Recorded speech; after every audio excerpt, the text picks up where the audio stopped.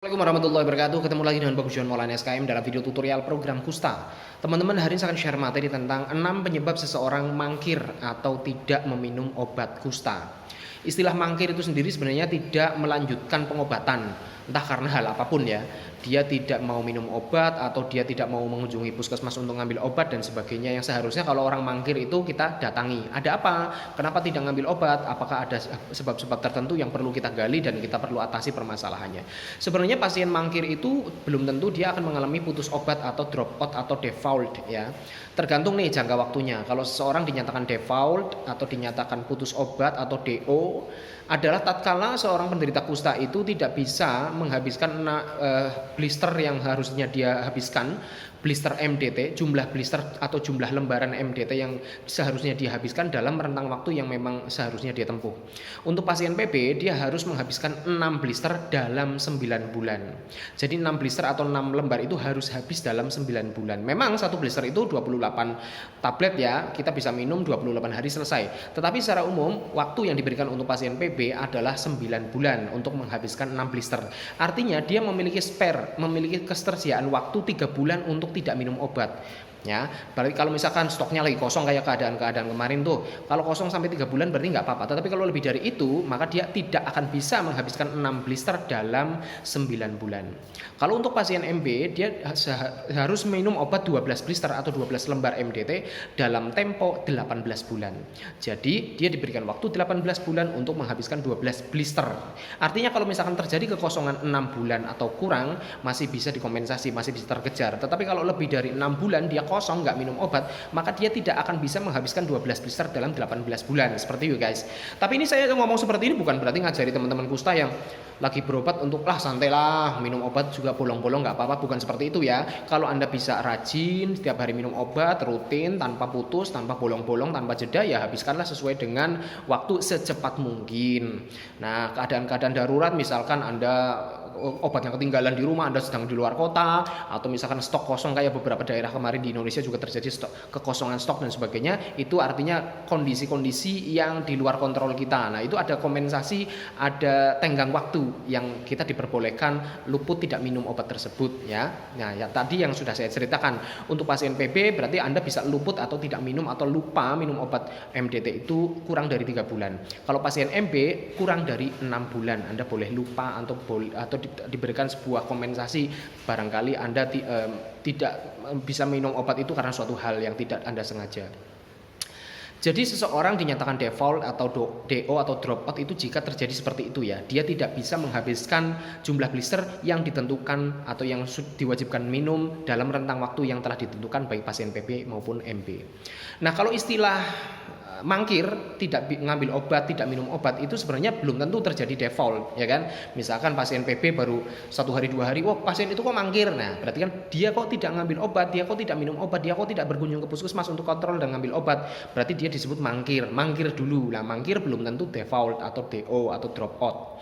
Kalau misalkan menyentuh jangka waktu tertentu yang tadi saya sebutkan, barulah dia disebut default atau drop out atau putus obat. Nah, ada beberapa penyebab seseorang itu mangkir, tidak mau minum obat atau tidak mau berkunjung ke puskesmas melanjutkan pengobatan, minta pengobatan. Ada beberapa penyebab, yaitu ada 6 ya, ini yang saya simpulkan. Yang pertama, ketidaktahuan. Nah, ini mengenai informasi. Penting sekali di tahap awal-awal ketemu penderita kusta, ini tenaga kesehatan menjelaskan segala hal yang perlu diketahui tentang pengobatan, tentang proses penyakit, tentang reaksi dan sebagainya. Kalau tidak dijelaskan apa itu kusta, kenapa pengobatannya harus demikian lama dan sebagainya, ya akhirnya kurang pengetahuan. Kalau pasien kurang pengetahuan, bisa jadi dia taunya oh ini 1 blister selesai ya, kan seperti itu. Jadi kan yang namanya pengobatan, yang namanya progres penyakit itu harus diketahui oleh si pasien. Nah, ini kuncinya adalah bagaimana kita melakukan edukasi, komunikasi yang intens dengan pasien. Saya menyarankan teman-teman tenaga kesehatan sebagai programmer kusta atau orang yang diberi mandat untuk menyerahkan obat kusta, ini selalu intens melakukan komunikasi.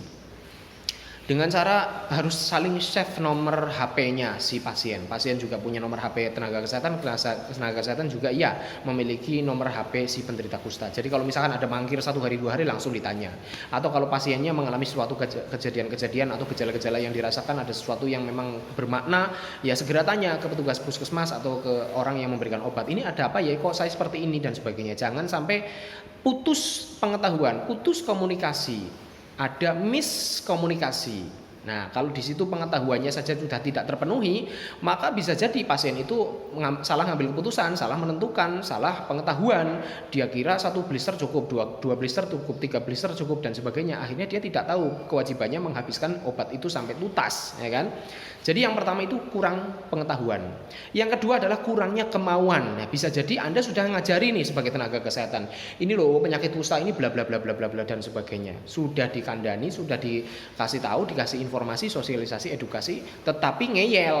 Nah, ini beda masalah ya. Kalau yang pertama tadi adalah tidak tahu. Yang kedua ini adalah tidak mau. Nah, ini masalah motivasi. Masalah motivasi ini sebenarnya bisa faktor internal, juga bisa faktor eksternal. Nah, motivasi ini gimana caranya dia mau berobat ya? Nah, tentunya berbagai pendekatan itu kita perlu melakukan untuk membangkitkan motivasi seseorang untuk bisa minum obat sampai tuntas. Nah, dengan berbagai pendekatan ya, manusia itu makhluk bio, psikososio, spiritual dan sebagainya, itu banyak jalannya, banyak tempat Anda bisa masuk untuk memberikan motivasi. Selain Anda sebagai tenaga kesehatan, keluarga juga bisa berperan motivasi, atau tokoh masyarakat juga bisa memberikan motivasi, tokoh agama atau orang yang dia anggap, pasien anggap itu sebagai orang yang berpengaruh di dalam image atau gambaran dia. Misalkan dia punya guru spiritual, dia punya seseorang yang dianggap penuh dengan wisdom, penuh dengan kebijaksanaan, dianggap dewasa dan sebagainya, mungkin dia akan lebih nurut kepada orang-orang yang seperti itu. Nah, di sini juga peran keluarga sebagai pengawas minum obat juga terus memotivasi, terus mengingatkan, terus menyediakan obat-obat yang harus dia minum setiap hari dan sebagainya. Itu segi motivasi yang akan memengaruhi kemauan dia terus minum obat sampai tuntas. Itu yang kedua ya, tidak mau. Yang ketiga adalah mengenai efek samping. Nah, ada orang yang pertama dia enjoy saja minum obat, ya kan? Dia juga mau, tetapi begitu dia mengalami kejadian-kejadian yang dia sendiri tidak tahu itu apa, atau bagi dia itu sangat mengganggu, seperti efek samping obat misalkan. Loh kok kencing saya merah ya? Loh kok kulit saya jadi menghitam ya? Loh kok saya mual-mual ya? Ya, kok saya ada gangguan pencernaan, nah, kok saya diare ya dan sebagainya, di mana itu merupakan efek samping dari obat MDT. Secara lebih khusus nanti saya akan memisahkan ya video tentang efek samping obat MDT, akan saya bahas satu persatu. Obat A ini efeknya apa, obat B efeknya apa, obat C efeknya apa, dan tata laksananya seperti apa jika penderita mengalami efek samping tersebut. Nah, tetapi efek samping ini harus diceritakan di awal. Ini loh, kalau Anda minum ini ada kemungkinan nanti akan terjadi efek samping seperti ini. Kalau Anda minum ini nanti efek sampingnya seperti ini, begini. Jadi tidak kaget. Nah, banyak misinformasi tidak diceritakan dari awal. Loh kok saya begini ya? Loh kok saya hitam ya? Apalagi seorang ABG, seorang cewek yang belum menikah dan sebagainya, dia merasa gangguan kepercayaan diri. Loh kok kulit saya hitam? Dia malas keluar rumah, dia malas bergaul, bahkan putus sekolah pun ada gara-gara seperti itu. Nah, gara-gara kita tidak menyampaikan efek samping itu seperti apa, dianya kaget, dia melakukan memutuskan sebuah tindakan-tindakan untuk stop obat, mangkir obat, tidak melanjutkan obat. Dia memilih untuk stop obat daripada terjadi efek samping gitu kan. Daripada kulit hitam seperti ini, saya mendingan putus obat saja. Kan seperti itu, dia menganggapnya seperti itu. Ada beberapa pasien yang putus obat karena alasan-alasan efek samping obat seperti itu. Yang berikutnya adalah tentang reaksi. Nah, ini faktor yang keempat. Orang putus obat, orang mangkir itu bisa jadi karena reaksi. Lagi-lagi berawal dari kesalahpahaman tentang reaksi itu apa. Jadi penting sekali pengetahuan tentang reaksi di-share, disosialisasikan, diedukasikan kepada pasien bahwa yang namanya reaksi itu adalah bla bla bla bla bla, bahwa yang namanya reaksi itu bisa timbul kapan saja sebelum pengobatan, selama pengobatan maupun setelah pengobatan. Nah, ini terutama adalah reaksi-reaksi yang terjadi selama pengobatan. Nah, yang akhirnya dia menganggap bahwa itu adalah efek samping dari obat, padahal bukan efek samping dari obat. Nah, begitu dia minum, misalkan ada reaksi tipe, saya sudah menjelaskan kan, reaksi tipe 1, reaksi tipe 2. Reaksi tipe 1 itu bisa terjadi pada pasien PB dan MB, reaksi tipe 2 itu bisa terjadi pada pasien MB. Terus reaksi ringan, reaksi berat, ada macam-macamnya seperti itu ya. Reaksi tipe 1 itu bisa terjadi biasanya beberapa saat setelah minum obat MDT. Kalau reaksi tipe 2 bisa terjadi biasanya setelah pengobatan lebih dari 6 bulan, seperti itu. Nah, itu yang terjadi saat pengobatan. Begitu minum obat terus terjadi reaksi. Nah, biasanya seseorang itu menganggap bahwa reaksi itu adalah efek samping dari obat MDT. Makanya dia memutuskan untuk berhenti minum MDT. Nah, padahal kesalahan telak dan juga salah paham, padahal itu bukan efek samping obat MDT. Nah, ini yang perlu dikomunikasikan banyak sekali. Kalau menurut pengamatan saya di Kabupaten Tegal itu orang putus obat itu kebanyakan karena reaksi ini. Karena hal nomor 4 ini. Jadi karena reaksi dia merasakan kesengsaraan, penderitaan dari stadium peradangan. Wah, rasanya nggak karuan seperti ini. Kok seperti ini sih? Minum obat kok malah seperti ini? Akhirnya dia memutuskan untuk nggak usah minum MDT dan sebagainya. Putus obat. Yang berikutnya, yang kelima adalah relapse atau kekambuhan. Ada seorang sudah RFT, sudah minum obat sesuai dengan blister, setengah dengan jumlahnya, tepat waktu, berarti dia sudah dinyatakan RFT atau release from treatment. Sudah dinyatakan cukup pengobatannya, lalu beberapa saat setelah itu atau beberapa tahun ya maksudnya, kalau relapse kan biasanya lebih dari 3 tahun, itu dia mengalami kekambuhan. Kumannya itu ternyata belum mati semuanya, ternyata ada kuman yang masih solid atau kuman yang masih utuh, di mana kuman tersebut terus berkembang biak, jumlahnya terus memperbanyak diri, berarti kuman tersebut masih aktif, penyakitnya belum tuntas, berarti dia masih bisa menularkan kepada orang lain, itu yang namanya relapse. Anda bisa menyimak video saya tentang relapse. Saya banyak membuat video tentang relapse atau kambuh. Ketik saja Bagus Johan Maulana relapse, Bagus Johan Maulana kambuh kusta, seperti itu. Nah, meskipun angkanya memang kecil relapse itu, kalau dari WHO mengestimasikan angka relapse itu pada penderita yang setelah pengobatan lebih dari 9 tahun, itu seseorang berisiko terjadi relapse. Untuk pasien MB itu angkanya 0,77%, untuk pasien PB itu 1,07, artinya lebih dari pasien PB itu lebih kemungkinan terjadi relapse daripada MB. Itu sebuah penyelidikan atau sebuah statement dalam sebuah jurnal yang saya lihat menurut WHO itu seperti itu. Tetapi dalam penyelidikan lain, dalam penelitian lain secara umum, angka relapse itu, ini kalau boleh saya bacakan, untuk PB itu 0,65 sampai dengan 3%. Kemungkinan seseorang itu mengalami relapse. Itu untuk pasien PB. Kalau MB itu 0,02 sampai 0,8% untuk pasien MB. Pasien PB lagi-lagi memang lebih berisiko untuk terjadinya relapse daripada MB. Nah, relapse.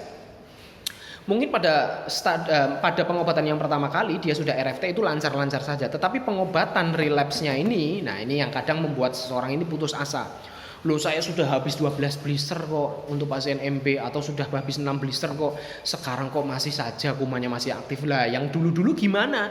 Kok nggak ampuh sih? Kok nggak ngefek sih? Sekarang saya harus minum obat lagi, apalagi kalau relapse ya. Relapse itu pengobatannya 24 bulan. Nah, ini nggak semua orang relapse ini mau menempuh pengobatan selama ini 24 bulan. Ada pasien yang relapse, pengobatan baru 1 blister, dia sudah putus asa. Lah, nggak mau lah, ngapain lah. Nah, di situ lagi-lagi komunikasi, edukasi, sosialisasi, informasi penting sekali. Kenapa sih terjadi relapse? Angka relapse itu seperti apa? Ya, jadi jangan sampai dia berpikir, loh gimana? Kok sudah pengobatan kok nggak ngefek? Lah, kalau nggak ngefek ngapain saya harus minum lagi 24 bulan lagi dan sebagainya. Nah, ini perlu penjelasan lebih lanjut. Ya, jadi itu faktor-faktor yang mempengaruhi seseorang itu berhenti minum obat atau mangkir. Nah, ada faktor satu lagi yang merupakan faktor dari eksternal, yaitu kondisi stok obat. Ya, kayak kemarin beberapa daerah di Indonesia mengalami kelangkaan obat MDT. Nah, di Kabupaten Tegal sendiri saya sampai 2 bulan. Jadi pasien-pasien saya itu 2 bulan nggak minum obat. Nah, di sini terjadi kelangkaan obat, artinya kondisi-kondisi ini memang di luar kontrol kita sebagai pasien, sebagai tenaga kesehatan. Kita hanya bisa menunggu dari pusat, ya kan? Saya pernah membuat sebuah video nih tentang kelangkaan obat MDT. Anda bisa nyari deh di situ. Barangkali Anda detik ini di kabupaten Anda, di provinsi Anda masih mengalami kelangkaan tersebut. Ya memang mau nggak mau kita hanya menunggu saja. Nah, tetapi faktor ini, faktor kelangkaan obat, faktor dari eksternal, ini juga bisa loh mengakibatkan seseorang itu dinyatakan putus obat ya. Karena misalkan tadi ada kekosongan sampai 3 bulan misalkan. Nah, kayak pasien PB, tadi kan kalau misalkan tidak minum obat sampai 3 bulan, maka dia dinyatakan default. Ya, bisa jadi pada daerah tertentu kondisinya seperti itu, kelangkaannya kok sampai lebih dari 3 bulan, maka pasien-pasien PB yang ada di sana itu bisa dinyatakan default semua, dinyatakan DO atau drop out atau putus obat seperti itu. Kalau pasien PB masih ada tenggang waktu maksimal sampai 6 bulan dia bisa tidak minum obat. Nah, itulah faktor-faktor yang mempengaruhi seseorang yang menyebabkan seseorang penderita kusta bisa mengalami mangkir atau tidak minum obat, tidak melanjutkan obat. Sehingga dengan mangkirnya itu kalau sudah melampaui batas waktu tertentu dia disebut DO atau disebut dinyatakan putus obat atau default. Gitu guys, terima kasih. Assalamualaikum warahmatullahi wabarakatuh.